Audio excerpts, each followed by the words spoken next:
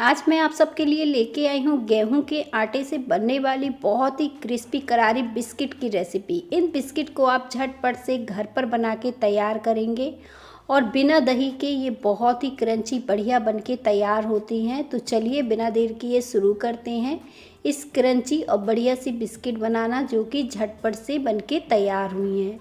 इसे बनाने के लिए सबसे पहले आपको एक बर्तन में 2 कप आटा लेना है।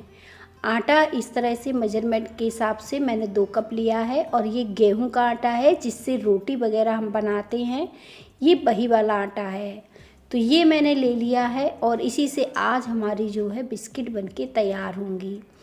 अब हम सारे इंग्रेडिएंट इसी आटे में डाल देंगे। तो यहाँ पे देखें मैंने मूंगफली ली है, ये भुंजी हुई मूंगफली है जिसे मैंने ग्राइंड कर लिया है और पूरे 4 चम्मच है। अगर आप मूंगफली नहीं डालना चाहते हैं तो इसमें काजू बादाम वगैरह का भी इस्तेमाल कर सकते हैं। साथ में यहाँ पे मैंने डाली है ये 2 चम्मच तिल। तिल आपके पास हो तो आप डाल सकते हैं, नहीं तो इसे स्किप भी कर सकते हैं, कोई दिक्कत नहीं।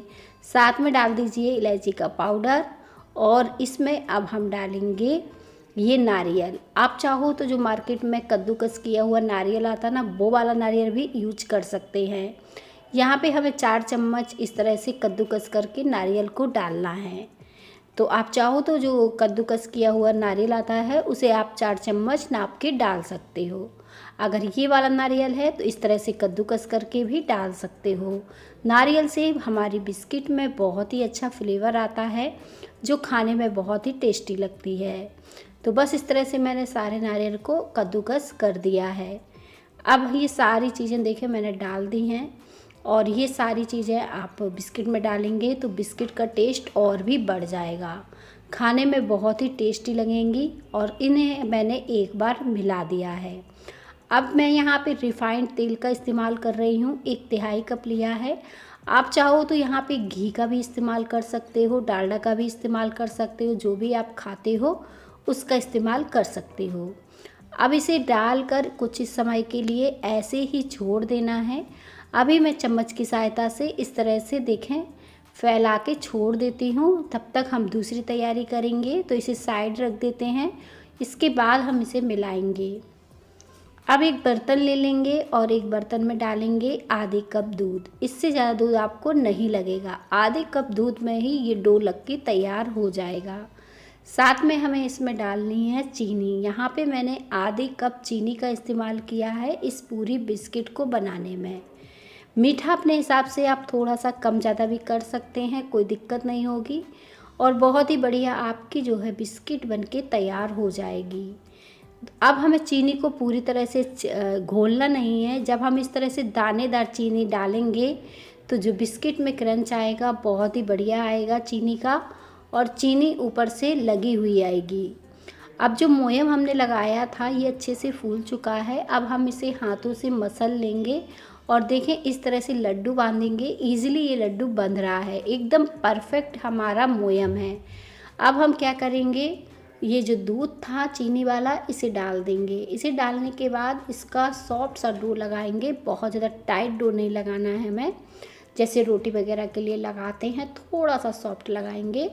तो बस इस तरह से इसका डो तैयार करेंगे, धीरे धीरे करके दूध डालते जाएंगे और इस डो को लगा लेंगे।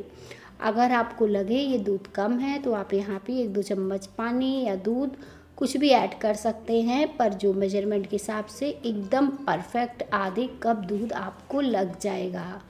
अब देखें ये डो जो है अच्छे से बनके तैयार हो गया है। इसे मैं थोड़ा सा मसल के चिकना कर रही हूँ ताकि जो बिस्किट बना है वो अच्छे से बन पाए और जल्दी ये खुले नहीं। तो इस तरह से जब आप बिस्किट बनाएंगे तो कढ़ाई में बिल्कुल नहीं खुलेगी, बहुत ही अच्छी बनेगी। और बस इस तरह से देखें सारा दूध चीनी मैंने डाल दिया है और एक बार फिर से इसे अच्छे से चिकना किया है ताकि ये थोड़ा सा चिकना हो जाए, क्योंकि ये देखें डो थोड़ा सा फटा फटा सा रहता है और जब फटा फटा डो रहता है तभी तो हमारी बिस्किट अच्छे से क्रंची बनेगी।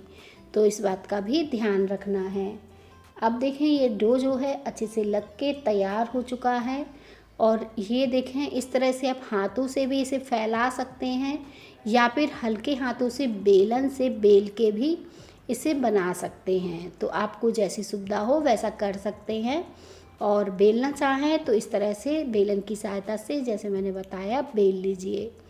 हल्का ही बेलेंगे, बहुत ज़्यादा मोटा नहीं रखना है। इस तरह से बेलते जाएंगे, इसे थोड़ा सा हम पतला रखेंगे और ताकि ये बहुत ही अच्छे से अंदर तक सिक जाए और जो बिस्किट बने, अभी देखें ये काफ़ी मैंने पतला इसे बेला है, लेकिन जब बिस्किट बनेगी तो ये थोड़ा सा फूल सा जाता है मोयम की वजह से। अब कोई ढक्कन ले लीजिए और इस तरह से इसे कट कर दीजिए, जो भी ढक्कन आपके पास हो या कुकीज कटर हो उससे भी आप इन बिस्किट को काट सकते हैं। ईज़िली ये सारी बिस्किट देखें इस तरह से आपको काट के तैयार कर लेनी है। बहुत ही ईजी तरीके से ये आप बना ले जाओगे, कोई परेशानी नहीं होगी जब आप इन्हें बनाओगे। तो इन्हें बनाकर आप स्टोर करिए, सर्दियों का समय है, खाने में बहुत ही टेस्टी लगती है। आप इसे चाय के साथ भी खा सकते हैं, शाम को भी खा सकते हैं जब कुछ खाने का मन करे, या फिर कभी मीठा खाने का मन करे तो ये हल्का मीठा है तो इसे बना के रख सकते हैं।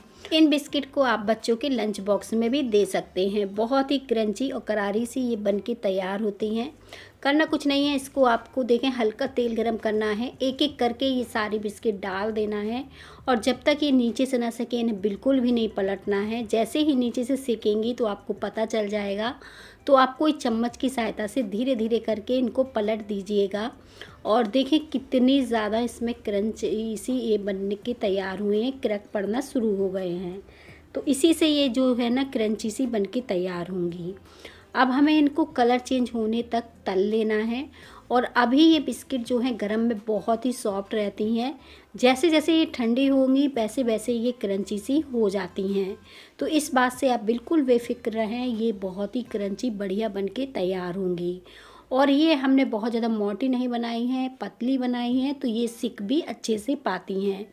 तो आप इन रेसिपी को ज़रूर ट्राई करिएगा। उम्मीद करती हूँ ये रेसिपी आप सबको बेहद पसंद आने वाली है, क्योंकि सर्दियों का समय चल रहा है और हल्का मीठा खाने का आपका मन करता है, तो आप इन्हें बना के रख सकते हैं। सबसे अच्छी बात है ये बहुत ही जल्दी बन जाती है और जल्दी ख़राब नहीं होती है। आप इन्हें कभी भी बना के खा सकते हो।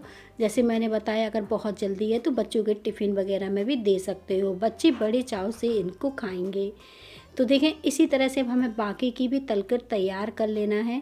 बस हमें धीमी आंच में ही सेकना है, बस इस बात का ध्यान रखना है। बिस्किट हमारी सारी तल के बन के तैयार हो गई हैं। मैं पास से दिखा रही हूँ कितनी बढ़िया बनी है। और जो देखिए चीनी हमने डाली थी वो ऊपर से एक एक दाना कुछ इस तरह से लग के आया है। अब इन्हें आप हाथों से मसलिए, बिल्कुल चूरा हो जाएंगी।